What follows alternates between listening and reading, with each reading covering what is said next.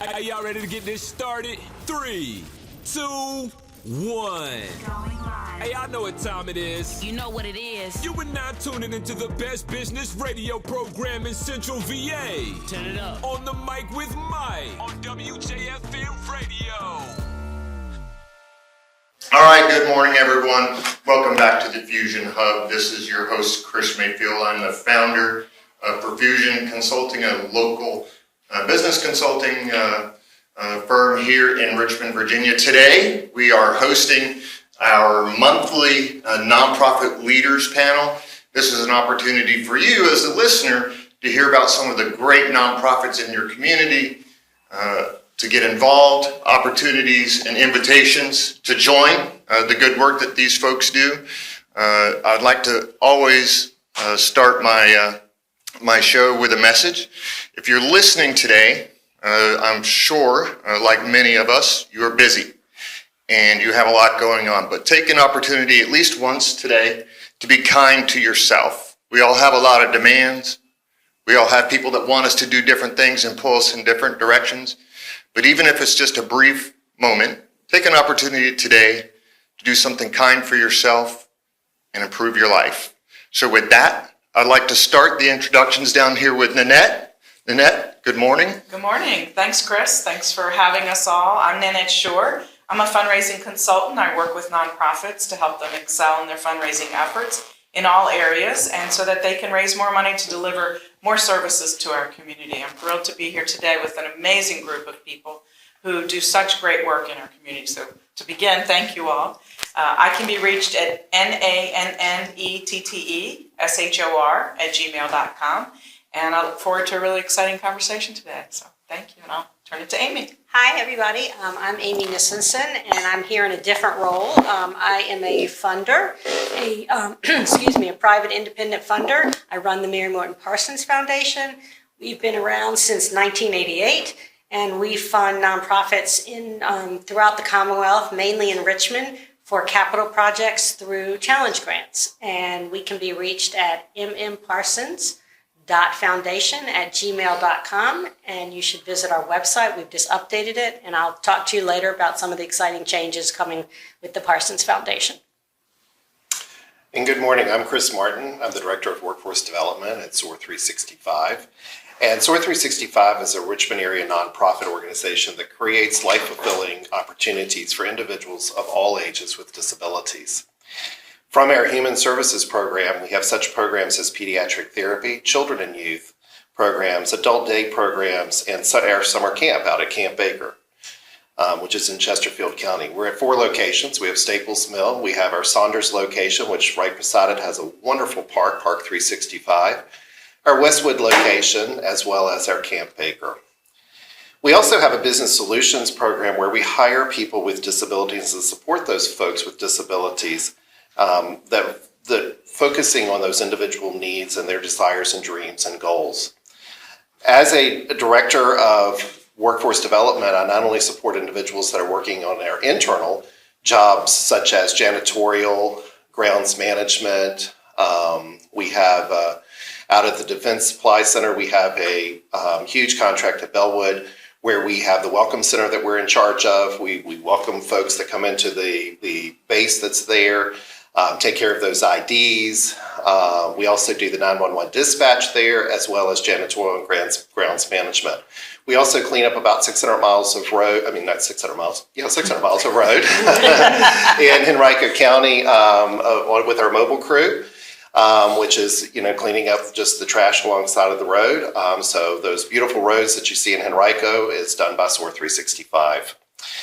As a part of the supported employment program, I also provide services out in the community. So we look for businesses that would like to hire a person with a disability, and we provide those supports.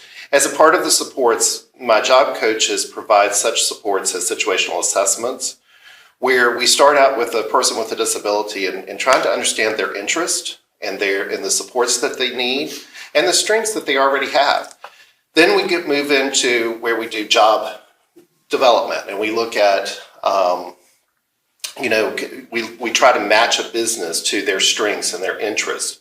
And from there, we job coach, we coach them, we train them, we work with the employer until they, till everyone feels that they're, successful and ready to work in the community.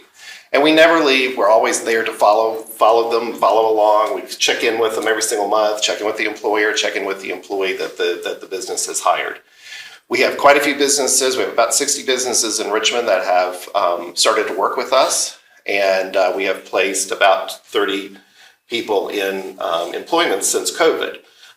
Since we've seen, kind of a decrease in COVID, we have placed 30 new individuals in employment in the community.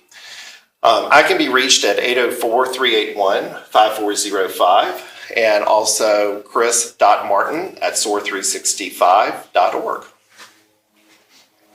Hi, I'm Deanna Johnson, and I am a board member of the Recover Hope program, and we are a survivors program for those who have been human trafficked. We are just very passionate about allowing individuals to come and be healed and restored and be able to live a thriving life again and just be rescued from that terrible tyranny of the sex trafficking. I'm Linda Hawkins. I'm the founder, president, and CEO of Recover Hope.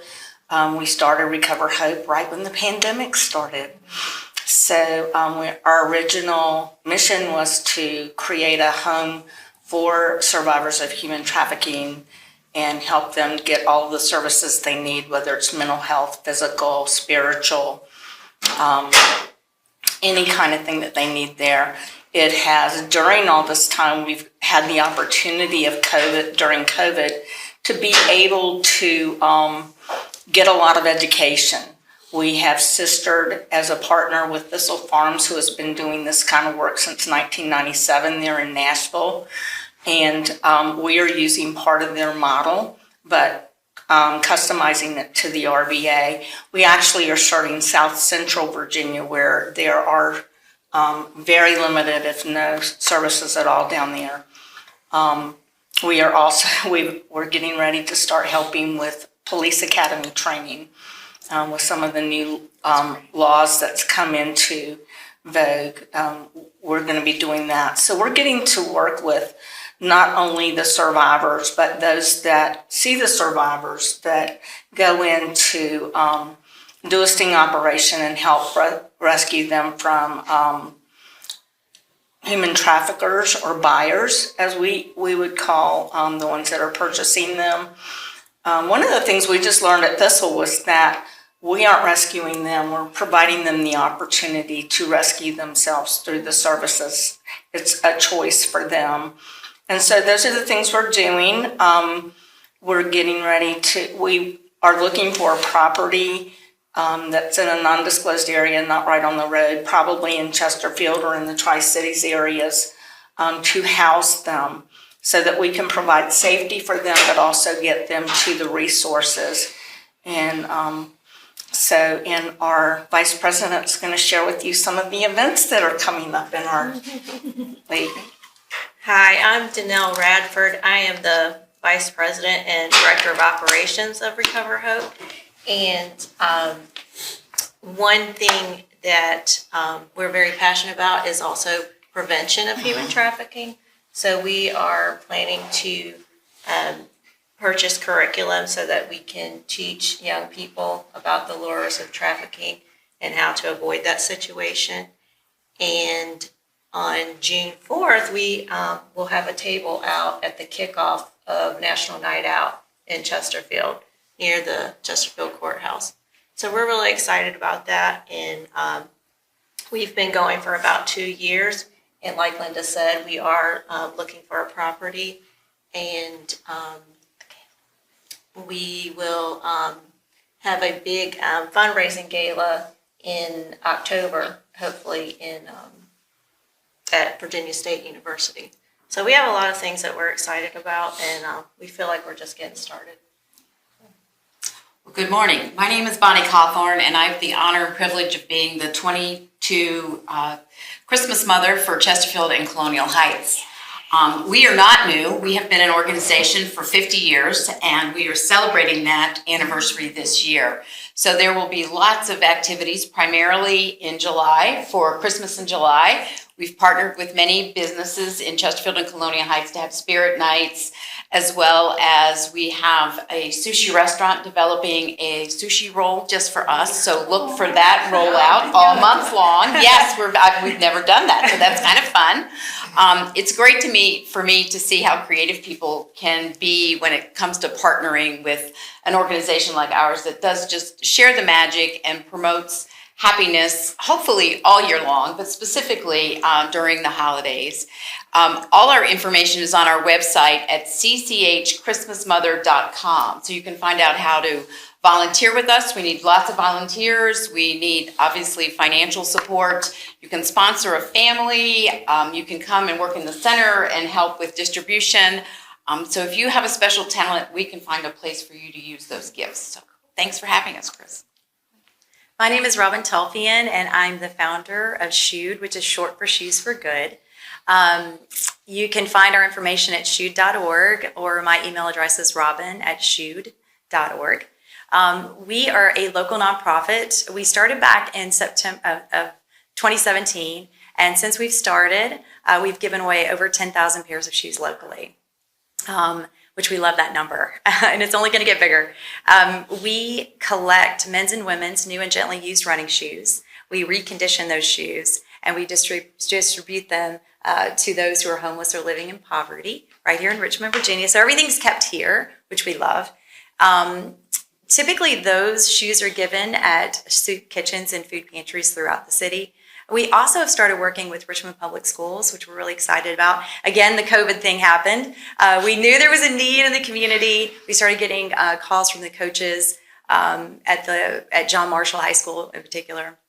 And during COVID, we had that time to really kind of develop that program. And happy to say that this year we've worked with all 5 of the inner city high schools and with their cross-country and indoor and outdoor track teams, providing them with running shoes and also track spikes, which is awesome, which we love. We just finished up our year with them. So another thing that, and people ask us all the time why we pick runner shoes. The inspiration for the program really came through a conversation that I had with a soup kitchen guest at Red Door.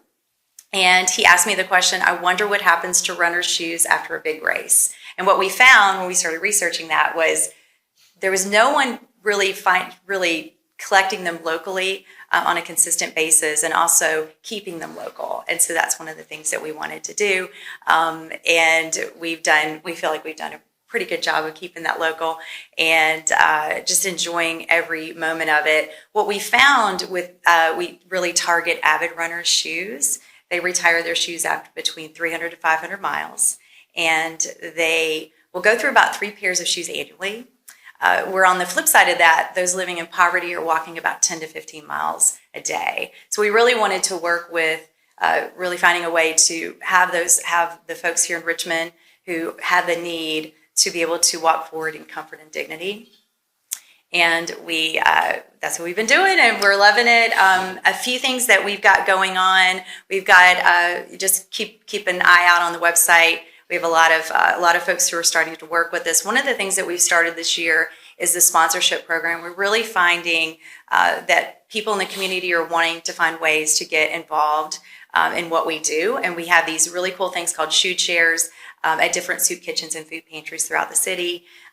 This is a way for businesses to be able to help fund what we do, but also be involved in what we do. And so there's a lot of opportunities there with coming in and helping us size our guests and put shoes on feet and having them walk away with a new pair of shoes. My name is Scott Bennett. I'm the Director of Communications for Swim RVA.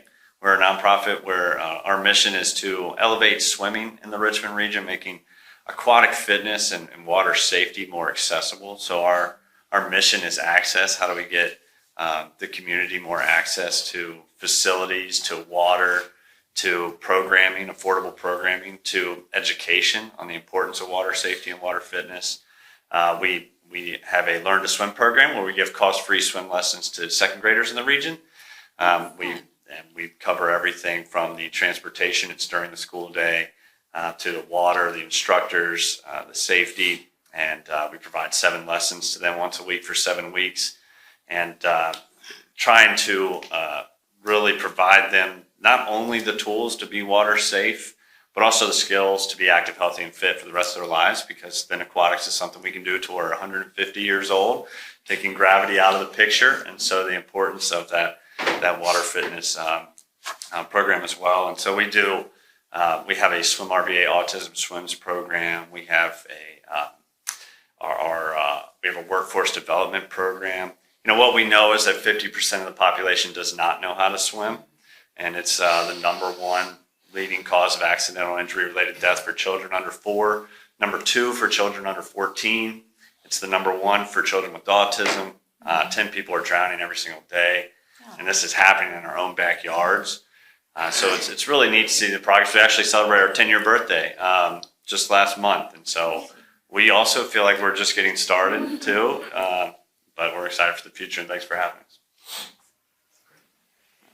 Chris, I'll just jump in because I saw when Amy said where she was from, a lot of people either were intrigued or have had the benefit of getting a grant from Mary Morton Parsons Foundation. So I don't know if you could just share a little bit more about some of the things you've done in the city, because I think it's really important for people to see the sort of the span of the smaller to the larger. And I know Chris, SOAR 365 has benefited. I'm guessing Swim RVA. Okay. Yes, definitely. We have a grant pending right now with you guys. So yeah, we've been around since 1988. And we give grants anywhere from $25,000 to, I guess the largest is probably $1 million or $2 million that we gave to the Virginia Museum of Fine Arts. And we've also supported historical sites outside of Richmond and universities and community colleges all over the Commonwealth. And we feel that by giving someone a grant, we do it hopefully in a challenge or matching grant, and it helps them leverage funds from people who might not be giving or would like to give more money than they would, they challenge them to give more money than they normally would. And it works really well. I think the last number I saw, we've given out over $143 million in grants since our inception, which is pretty amazing. And we have 2 cycles a year, in September for a November board meeting and March for a May board meeting. And we're doing a lot of really exciting kind of things. At SOAR, we help support the playground, right? And we during COVID, we were able to pivot a little bit and do programming, which made me feel really good. But generally, we're one of the few that does the capital. And we are now getting ready. You'll be able to see, we're going to have a new website up and running in July. And we're also going to be doing online grant applications in the fall. So we're very excited about that. And we're also paying by ACH, which is great. So making it easy for the nonprofits to get their money. And fast. Yeah, really. Correct. And No so, more checks in the mail? Correct. And so we're trying to move into the 21st century. We're a pretty conservative, we've been around in Richmond for a long time, but trying to, the definition of capital is kind of loose. Sometimes we do roofing, sometimes we do equipment, trucks and vans, and then your traditional capital, but trying to be helpful to everybody. I wish we could do programming, but we can't. But when you're ready for your building, give me a call. I mean, that's the one thing that, I appreciate the opportunity to speak today, but I do emphasize that I do try and talk to the potential grantees before they come to fund us. We don't like to take what we call cold requests because it helps you to formulate a better request, and you'll know more like what's in line as far as how much to ask for, what period in your campaign are you at? Are you at the beginning, the middle, the end? So I try and help you through that. I've been in the nonprofit world for over 30 some years, so very compassionate and passionate about the nonprofit community and really want to help. So we've been around, and I'm very proud to lead the organization and have a great board. So. Yeah, if it's okay if I can say Yeah, something. please. This is an open kind of conversation. So I think at kind of SOAR stole this. 365, we really do appreciate that because we have a beautiful Park 365. I think that's how a lot of our folks know who we are, is the Park 365 on Saunders Avenue. And It's an all-ability park. I mean, the latest thing that we did put in just before COVID was a merry-go-round where a person that might be physically disabled can still enjoy the merry-go-round just like anybody else would be able to enjoy that. So yeah, we do appreciate. That's one thing I wanted to mention was we really do appreciate our folks that are out there helping us find funds because we have a lot of programs that we're trying to do. Well, and that's part of the beauty of this panel is that you get to share your message with the community, but I love the connections that come here at the table and afterwards between the organizations sitting here. And I think we found that with every month that there have been these amazing connections that have been made, not only with the outside community. Well, I think the one thing I have found by working with through Mary Morton Parsons is that there are so many amazing organizations out there doing such good work. And, there's such a need out there. It's hard to help everybody. That's the word. That's the hardest part of my job is to have to say no. Yes. But we try and be strategic, and we encourage nonprofits to be strategic. And Mary Morton Parsons has a 5-year wait out once you get a grant. So you really want to not use capital like our grant for low hanging fruit, as you guys understand, and use us for the harder ones to get. But people do respond. I've heard some really heartwarming stories about people who have really been helped by us giving them a capital grant that they have to match because it really helps them leverage other people in the community. So it's a pleasure to do my job. One of the being a business coach, I'm always interested in scaling, right? How do you scale your business, or how do you scale your nonprofit? And it sounds like you are in the midst of scaling, right? You're looking for property. As a board, what are some of the obstacles there for you in terms of being infrastructure-wise ready to grow and scale your nonprofit? We are, our first thing that we'd like to do to find funding, well, it's actually twofold. A grant writer, which we think we may have located.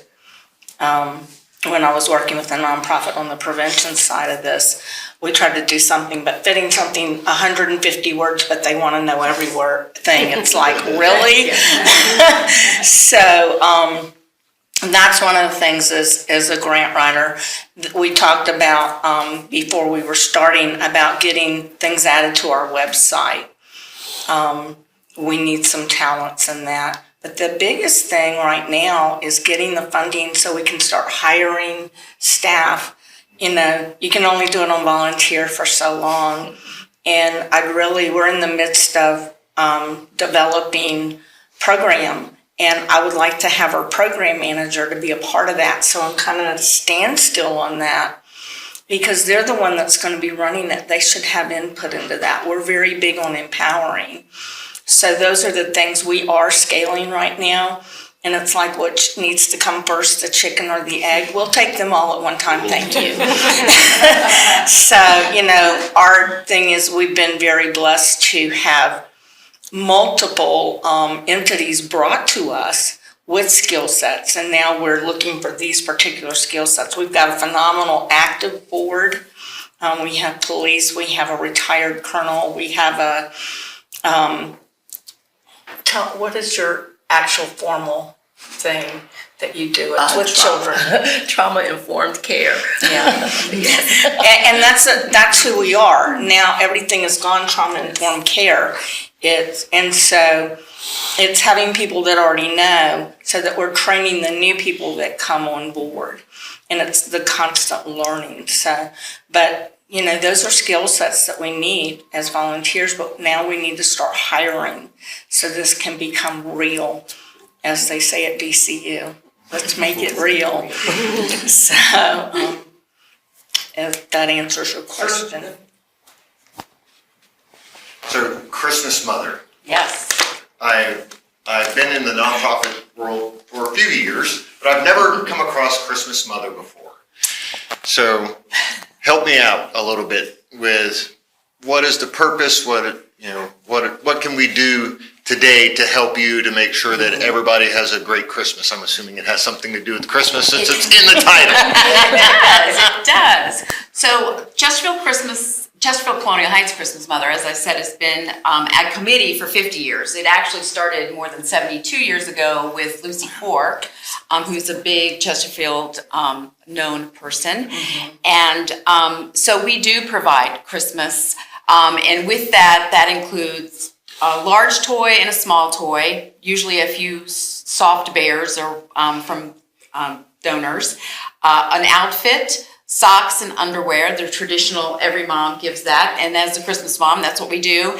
We do books. We have a huge literacy program as part of our committee.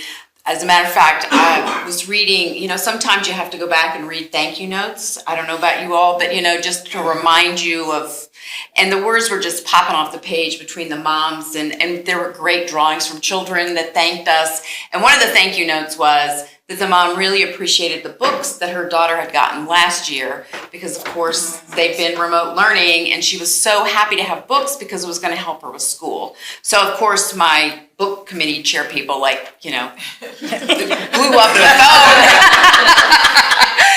So they were so happy to hear that. So, but there are, most counties and the city have Christmas mothers. Those folks needing help for a variety of reasons apply. We do applications in September, which is a little early, but it takes a lot of work for Santa and his elves and us and our elves to get things together. So it's just a great, heartwarming program. We are seasonal, of course. So one of my main things as the PR chair, I have many hats with Christmas Mother, is to keep this organization sort of not in the forefront, because everyone here's mission is, not as important, but much more important than mine, except for the first 2 weeks of December.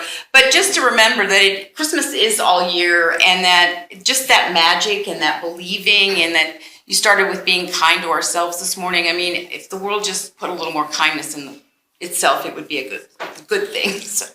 And also, Yes. primarily volunteer run as well. All Her the- team. yes. It's amazing the things that are accomplished that I've learned over our time talking. It's impressive. So you guys have a lot in common. We served over 4,000 children and elders last year with the pandemic, and the year before was very similar numbers. So it is, as Nanette pointed out, is all volunteer, and it's just, I've never met 60 type A, mostly women, who can get something done. So I'll leave that at that. But that is one of the things we want our survivors to do as they go through the healing process, is giving back to the community through things like your organization, through serving at some of Chris's things, and also maybe even the food bank. We want them to learn that this is how society should be working. We want to help you, but we want you to want to help other people too. Right, absolutely. My time with nonprofits certainly is less than all of yours. One, I was thinking about Shoe the other day, particularly for homeless folks. When we think about people being hungry and homeless, the underwear and shoes, and that's not what comes to mind at first, right? It's always food. It's always food. That's what you think about, food and clothing. But shoes are actually can change somebody's. I am a recovering runner. Yeah. I quit just when my knees quit. So It quit on you. You need to be swimming. get into the swim club. Are there sizes or styles or types that you don't see? And how about children? Shoes or running shoes. I know because we have a lot of homeless kids that take a bus, get in a hotel room, get on a bus and go to school. Do you see a rise or a need right now for those types of donations or services? Well, for us, we were really targeted right off the bat, and that really came from that conversation with our soup kitchen guests. So, and I'm kind of the type of person, we're volunteer run also, and we have an incredible core group of people that that run the show, and some of them are runners, and some people come from different areas. But one of the things that we did intentionally was being really targeting just the runners, because what we found was, again, those shoes were incredible shape. But what we need are men's shoes, larger size men's shoes. Those are the ones that we beg for all the time. And we're really incredibly fortunate because we work with Fleet Feet Richmond, which is a running shoe store. We get their return shoes, and then we get some that have never been worn. So that's incredible. We also work with Sports Backers with their marathon training team and half marathon training team. So those in-kind goods are very fortunate. We also work with Bombas. So we get 5,000 pairs of socks from them each year. So as far as those in-kind products, we're really fortunate about. But it's the men's larger size shoes. And I don't know what the deal is, but men cannot give up their shoes. I don't know what it is. Women, there's no problem. I'll go in and I'll be like, there's so many women's shoes, and I myself am guilty of that. I'm like, oh, every, few months, I need a new pair. Where my husband has like a stack in his, he knows what we do. And I'm like, really, give it up. But it's those men's size, larger size shoes that we really need. As far as the kids, we really went for men's and women's because you can't do it all. It's very hard to do that. So we really go for men's and women's. What you find are the middle school kids and above are wearing men's shoes. Right. So those that were able to do that. And I think that's one of the big reasons why we went into the high schools the way we did, because we have the shoes. We have incredible shoes that are new. We actually have new shoes for the intercity high school track and cross country teams. But those are in great shape. So yeah. And did you have another part of that question? No. Did I answer all of it? Okay, Yeah. sorry. Okay, making sure. I love to talk. No, perfect. I was shocked to hear that 50% of people can't swim.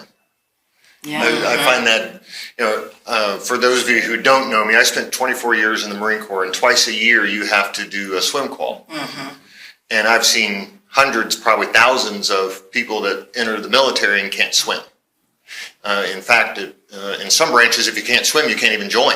Mm-hmm. And so particularly folks from kind of the Midwest, the middle of the country, they sometimes can't go in the Navy, right, because they can't swim. But there's other benefits to swimming, and it kind of ties into an overall health picture. And I'm kind of curious on the folks that you come in contact with that you train. What do you see that separates them from other than the ability to swim? That from their average cohort. So what kind of is the difference post contact with Swim RVA?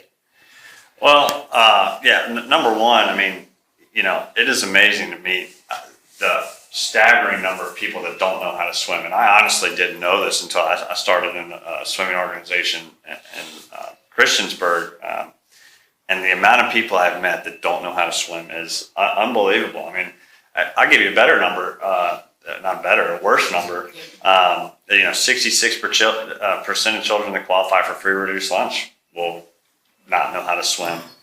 If you don't learn by the time you're 4, you're 50% more likely to not. If your parents don't know how to swim, you're less likely to swim. So it's generational. And so, some of these kids come in. This is a true story. Kid said, "Do you need a bathing suit?" I said, "What's a bathing suit?" Wow. They don't even know what a bathing suit is. So, they're scared to death to get in the water and crying. And by the time they leave, they're jumping in, they're giving us hugs. They can't wait to come back. Literally change their life forever. And we're not teaching them to be the next, Simone Manuel or Michael Phelps, but they could be. But they could be, and we're giving them that opportunity and that different, frame of mind that I can do other things, right? Instilling these positive success habits that they may not get at other places. They see goals, they're able to meet those goals through this things. And so the difference we see, honestly, is just the access to it, right? Swimming's expensive. It's expensive. And so, number one, growing up, learning how to swim, and then do I have access to that facility? Do I have a pool in my neighborhood, right? I grew up with a pool in my neighborhood. A lot of people don't. And so building more access and more pools and facilities and that type of stuff is really a difference maker. So it's definitely a self-confidence builder when they take on that new skill. And Absolutely, and even the fitness side of it. So people that say, I don't want to get into the deep water, I don't know how to swim. Well, our deep water classes are a flotation belt. You don't have to know how to swim, but it's the confidence of learning how to swim. And so they'll start in the shallow water, they'll learn how to swim, and then they'll work their way up to deep water, which deep water is the best because it's zero impact, right? In shallow water, you still have a little bit of impact, but deep water is zero impact. And that's where we get a lot of our active older adults and seniors. Actually just had a lady who, over the last year and a half, started swimming, coming into our workouts, lost 120 pounds, and just got told last Friday that she can have knee surgery now. So, yeah, so it's really neat. that's amazing. Yes. Love a good success story. Yeah. So we're winding down, and the last question I like to ask everyone, whether it's on my radio show or on these nonprofit leadership summits, is always about what gives you hope. So my business, we donate all of our profits to charity. So when our clients engage with us, they can be sure that their money is well spent because it's multi-purpose. It always goes back into the community where they operate. And we do that in 3 areas: food scarcity, creating education opportunities, and criminal and social justice reform. And those are very forward-looking things because we have an idea about what we want our community to look like and what kind of community we want to leave behind as our legacy. So I'm always interested to hear, particularly from folks inside of nonprofits, and we have a variety of different nonprofits, right? Clothing, swimming, recovery from abuse, disability, employment. And those are all very different. But I suspect that you all have some kind of hope, that you all have the vision of a future that you would like to see come about. So I'd like to hear from you as we wrap up. What gives you hope for the future? Well, one thing that gives me hope is listening to all y'all. Number one, the nonprofits and people willing to help and that entrepreneurial go-get-it attitude and spirit, and always willing to adapt and change and try to find that new thing. And I might be going in this direction, but I need to change and go in this direction. And being able to quickly see that and constantly thinking about how else can I help, how else can I drive the community to a better, more thriving place. So that gives me hope, just being in here, listening to y'all, and so excited about that. Thank you. What gives me hope? One of the things that I've seen just in the 5 years that we've been around is this idea of dignity, treating people with dignity. And that's been our forefront the entire time. And what I'm noticing is people are coming around to that idea a little bit more.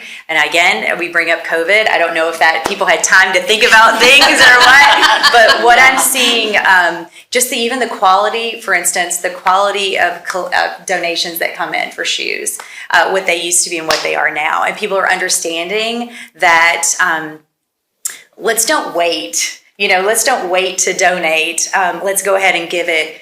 And where there's still many miles to give, that idea. And so that gives me hope, because you're starting to see people come around to that idea of treating others with dignity. And kind of our rule of thumb is if we won't wear it, we won't share it. And you're starting to see that happen.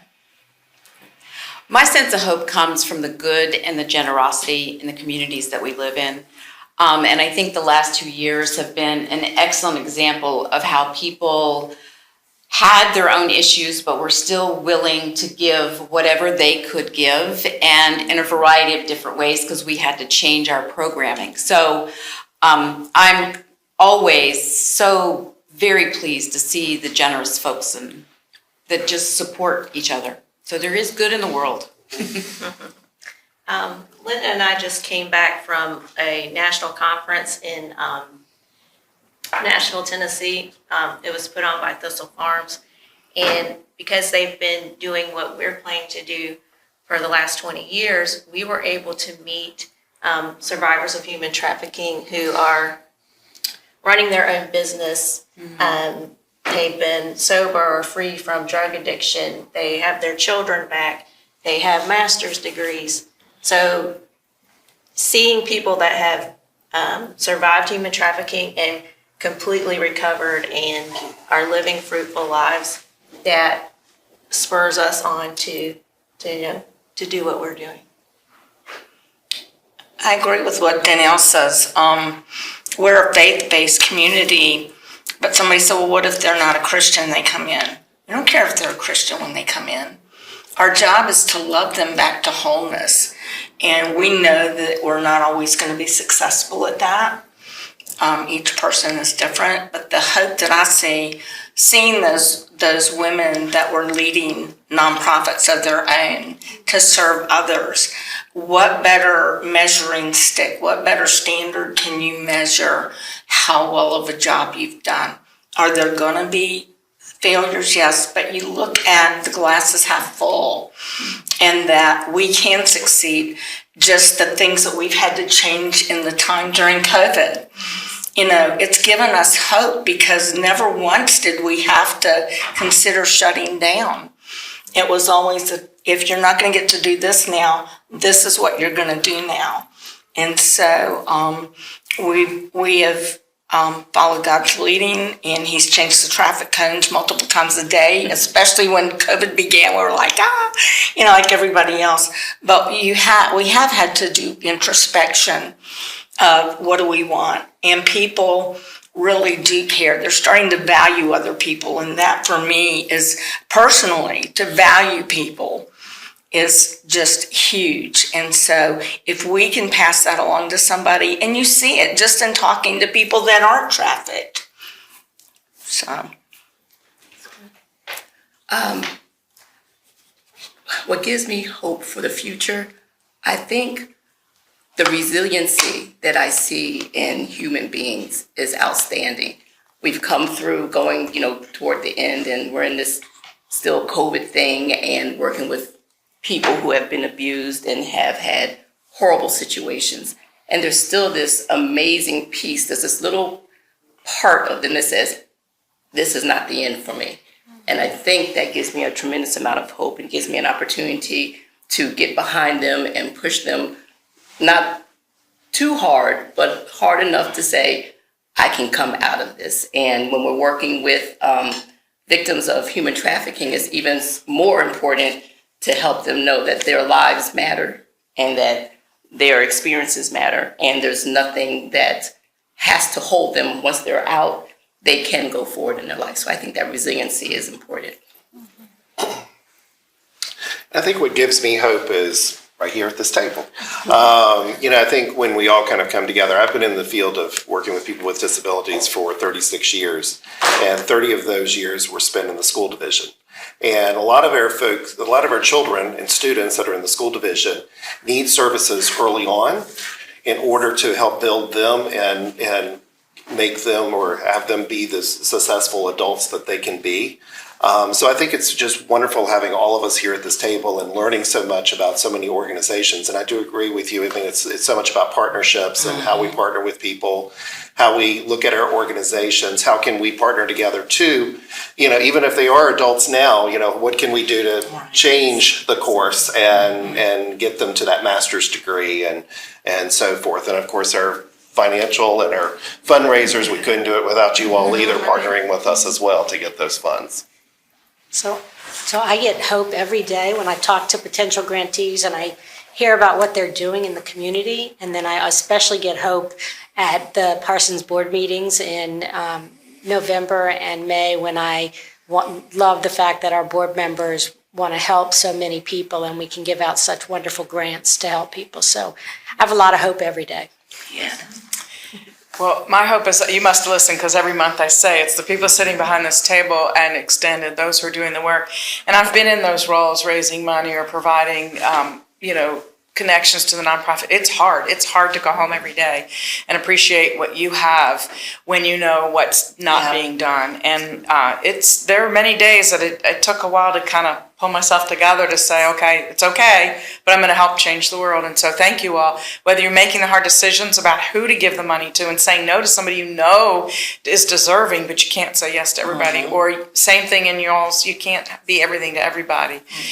It's tough. So thank you. Thank you to you and all the people who do what you do. And our community gives me hope. So thank you, Chris, for having us. Yes. Thank you for all you're doing. We are now officially out of time, and I'm getting the thumbs down, hurry up from Manny. So I want to thank you all for being here today and sharing your message, and I encourage you all to connect with me after this, and we will figure out how to get your needs met. There are clearly plenty of generous people around us with time, treasure, and talent. And if we can bring it all together, we all win. So thank you all for coming today. And for our listeners, thank you for your time, attention, and consideration. And we will talk to you next week here on the Fusion Hub.